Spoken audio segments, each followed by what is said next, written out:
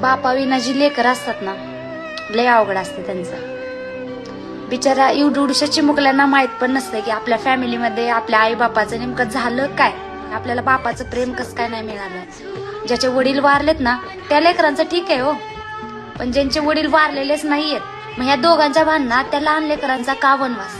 त्यांना असं वाटत नाही का आपल्याला पण बापाचं प्रेम मिळावं म्हणून. नवरा बायको मध्ये जी भांडणं होतात ना, ती भांडणं तुमच्या लेकरांपेक्षा मोठी असतात का रे. लेकरं शाळेत जातात ना, इतर लेकरांचे पण बाप शाळेत सोडायला येत असतील ना, त्या लेकरांना बघून तुमच्या लेकराला वाटत नसेल का माझा बाप कुठं असेल, माझ्या बापाने पण मला अशी शाळेत सोडायला यावं. ज्यांना बाप नाही ना त्यांना जाऊन विचारा बापाची किंमत आहे. तुम्ही जर जिवंत असून सुद्धा ह्या सगळ्या गोष्टी करत असाल ना, तर देव तुम्हाला कधीच माफ करणार नाही.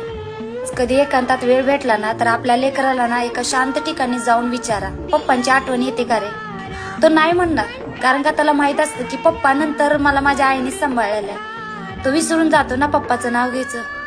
एवढा लहान जीवावर तुमच्या दोघांच्या भांडणामुळं किती मोठा परिणाम होतो.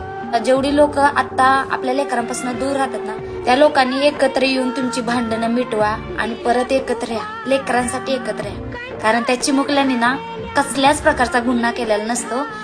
काही न केलेलीची सजा त्यांना अशी देऊ नका की आयुष्यभर त्यांना त्यांच्या बापाचं प्रेम मिळू नये.